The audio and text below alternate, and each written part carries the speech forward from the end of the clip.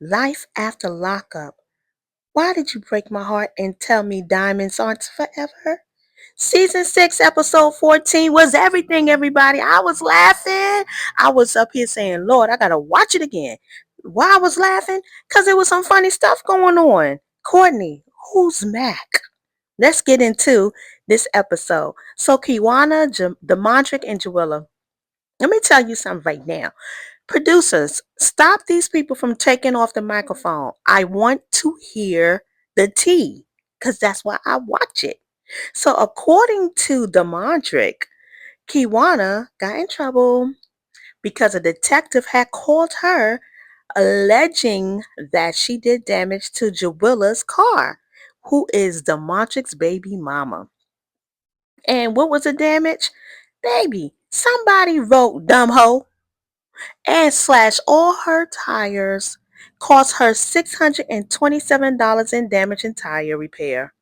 So Demontric was like, oh, this can't be happening. Okay, Demontric, you trying to make it seem like it's about you and this girl right here who really did do a childish thing.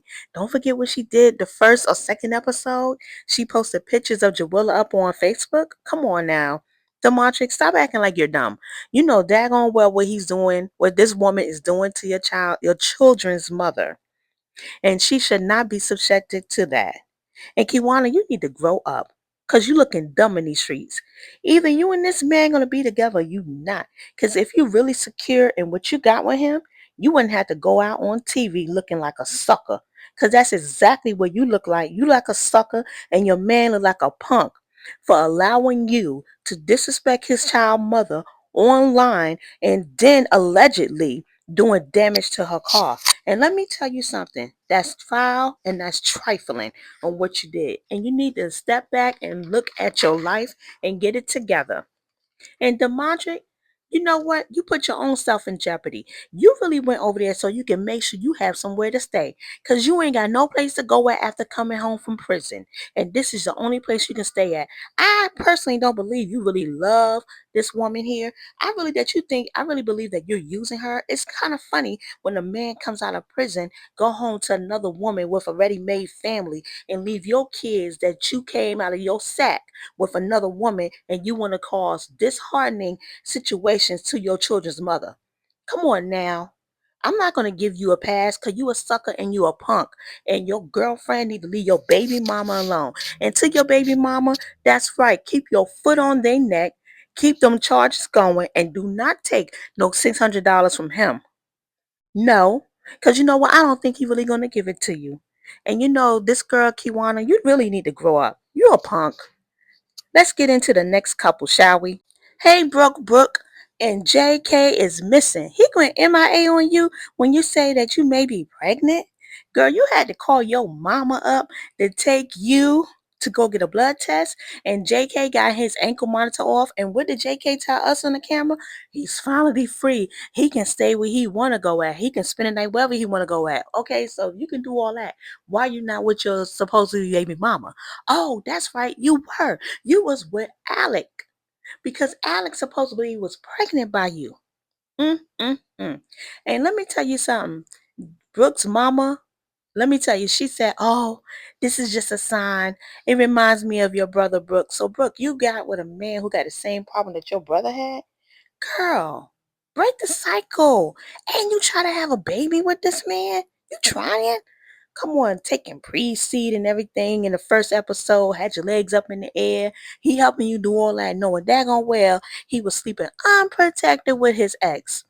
Well, the good thing about it, at least JK got a new job. So if you are pregnant, you can get something from him unless the habit takes over him, according to your mama and his mama and your lips, because something's going on with him. And JK even said he's facing temptation in the streets. And already you were Alex, and according to Bonnie, your best friend, you was up here seeing Alex. See her house right there? You were seeing Alex since you came home. And here's another suspect. Take the microphone off. Let me turn this off. Let me take this off. So you took the microphone off. That should not be allowed. And every time y'all take the microphone off now, from now on, penalize them, deduct they pay. I don't care. They don't get the money. So Bonnie is moving out of Brooke's house, which is good for Bonnie because you know what? It's too much nonsense there, Bonnie. Run for your life, Bonnie, because you know what? These two gonna always have you in something. And you see how Brooke Mama looking. Brooke Mama's looking like I'm tired. I got my 1-year-old grandchild from my other child, and I'm up here dealing with your stuff. Come on now. When's somebody gonna take responsibility? Anyway, Bonnie's moving out of Brooke house, and Bonnie could not wait to get her lick back. Oh, Bonnie went and said, "Oh, so you think your relationship is good?" And Jake and Brooke was like, "Yeah, I know. We all good over here." And Bonnie said, "Oh, if you think so." And what did Bonnie tell her? Because Alex had a miscarriage. What? And Brooke, she held it down. Brooke held it down. Brooke was not going to let her see her break. But on the inside, Brooke was falling apart. Yes, God, she was falling apart. Because you know what? You gotta play tough in front of the op, right? But honestly, Bonnie ain't the op, Brooke. JK playing you. And she was like, I don't want to look like a fool on TV. Girl, you already looking like a fool. And let me tell you how. Let me help you out. Brooke, you can hear me? You look crazy, Brooke, for the simple fact you lost your job running around trying to see what JK doing. And Bonnie right here smiling like sucker. Sucker, you was running around town chasing JK because you thought he was up here with his ex Brooke, which he was, and you lost your job. Yeah, you look like a sucker. And then you go to his mama. I don't know what's going on with JK. He ain't answering my phone. Girl, he ain't answering your phone because you're getting high, maybe. He ain't answering your phone because you up here stressing him. He ain't answering your phone because you talking about you pregnant. He ain't answering your phone because Alex just had a miscarriage. Girl, he was tired. He was tired of the two women, the JJs, that he was going inside of unprotected and got busted by both one or both of you. And you know what? He was just tired. And he probably is going back on the stuff that he was on because life is overwhelming for him because he was stressed out in the house. That's what he said in the camera. He said he's going through a lot of stress. He just need to relieve the stress. And you know what? Maybe for him, everyday life is not easy. And when you first come home from prison, I really believe they should make it law that you go for counseling because living every day coming out of that situation is hard for you to make an adjustment, especially if you feel like the support system is not there as much as you need it. And for him, his mother and father have been there, but JK need more support, and that is called counseling.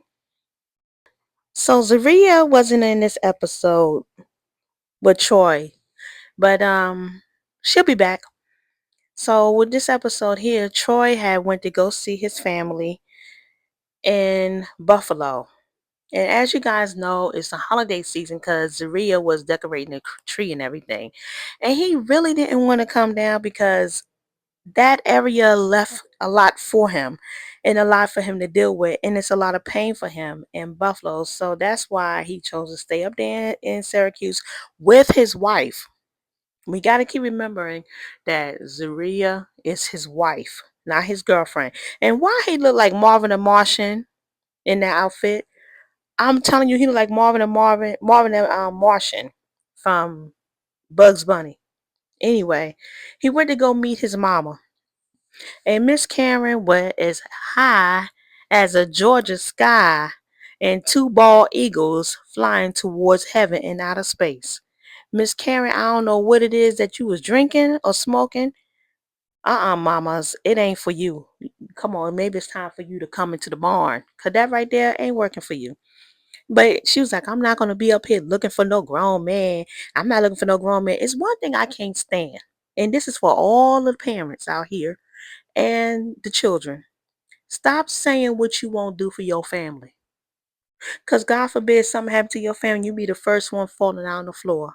And you supposed to come together as a family. And sometimes family can be toxic. Like Troy has said, he said he loved his mama. That's the only mama he loved, only mama he got. But sometimes he can't stand her ass. Well, Troy, maybe there's times she can't stand your ass too when you was locked up. It goes both ways. You don't think that woman was having pain too? And you know, when you look at her and you look at her children, they all had dealt with some kind of pain that none of them has really addressed. And my God, his sister Jessica looked just like his mama. I mean, Jackie looked just like Miss Karen. I was like, oh my God, twins. But I just want to say that right there. And They went to their brother Tommy's gravesite, and after they found Vaughn, of course, Vaughn is homeless. Vaughn been staying at different people homes. Sometime he come home, sometimes Vaughn is everywhere. And you know what, everybody, I'm not gonna judge Vaughn or come after him. I want us all to just have a little grace with Vaughn, because Vaughn is dealing with a lot. And you know, if you're in that Buffalo area and you know Vaughn, please help Vaughn get a permanent job on the books, not in the streets, because that family there, they can't take another loss. And we're going to keep you lifted up in prayer, Vaughn, and get off of the streets. So Justine and Michael had their argument last episode, and Michael finally admit that he was wrong for crossing the line and bringing up hurt for Justine and her family not being there. Moving forward, let's talk about Melody. And you know, Michael took her out to learn how to drive, and Melody was fighting to protect Santana, come to find out, and her other brother, and it was very honorable of her to do so. But Michael also let her know that you can't do that because violence is not always the right path. It's not the right path, period. Because he doesn't want her to lose her freedom like he lost his. And she basically told him she did that to protect them. Because at the end of the day, when he was locked up, all that she had was herself. So she always had to fight. And that's a heavy burden for anyone. And Mike got a chance to actually hit his daughter. But selfish Justine got what she wanted. She's going to have this wedding. They're going to pretend like they got more than what they really have just so they can show off. And that's corny. Next. Is the swelling going down? I just need everybody to come to the front of their screens. Turn up the volume, because this is now the main event. Will and Courtney and the Sugar Daddies and Mac. Everybody gonna be like, who's Mac? Well, I'm gonna tell you who Mac is. Mac is the new lover. Boy, Courtney, you something serious. You up here had me going, poor Will. Girl, you up here playing this sucker. You playing Mark. Outstanding warrants for you, Courtney, for Grand Theft Auto in Washington. You can't even go see your mama. And she just want Will for the money. And Will's like, I'm going to get an attorney. I'm getting out of this marriage. And Mark just say, I just take her. I want whatever she can give me. He said, I give her all the money out of my wallet. And here's Will. Will up here like, yeah, I'm going to get out of this marriage.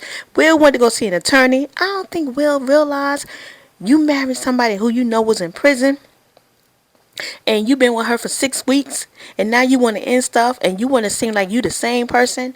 You are insane in the membrane, brother, because you went there with a woman who's locked up. You know she got sugar daddies. What's wrong with you, fool? And here her sugar mama, here Mac. Oh, Will, you didn't know about Mac? Neither did we. You got a whole new girlfriend. She gonna say, Mac and I, we did some things, but we was never together. We hooked up. What? Wait a minute. Girl, you still married? Look. Let's take a selfie. Well, you married somebody in 6 weeks, and she had a whole girlfriend in prison. Oh, you a sucker. And look what she said. I'm toothless and ruthless, and I will pour in your B and your man. Oh my God. This couple right here, Courtney, I ain't see this coming. Courtney, you had me watch it twice. This girl is toothless and she's ruthless. She will pull your woman and your man. Go ahead, Mac. Mac, you must got a mean game. Mac, you a bad chick, Mac. I ain't scared of you, Mac. So get this. They went to the pawn shop. And Courtney was like, oh my God. He said that he paid $20,000 for this, and that'd be great. At least I can get me a car. And so Courtney gonna go to the pawn shop and go to this beautiful woman here, nice lady, and say, yeah, I want to give this ring up. I want to trade in this ring. That's the ring, y'all. I had to blow it up. So she was like, I want to go ahead and get this ring, get it out of here. And she going to give it the cheetah coat. But I ain't give y'all a picture of that cheetah coat. I want to focus on the ring, y'all. How How about the lady? The lady went and put the ring on the box, yo. That sucker, that sucker didn't even blink. Yo, oh my God, my stomach hurt. My face hurt. Oh my God. Wait a minute, Lord. It didn't even blink, yo. It did not blink. I said, yo, Courtney, Will, don't go there, Will. She gonna whoop your tail. She gonna beat you down, Will. Will, don't go there, Will. She ran out to the phone, gonna make a phone call. She called her mama for money. Her mama said, nope, you're not gonna use me. You ain't called me when you first came out. You got a phone, why you ain't call me?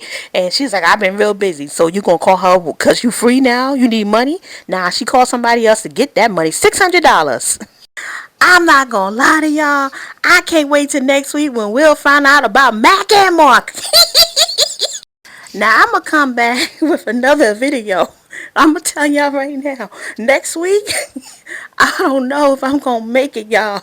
Cause this was funny. Bye for now.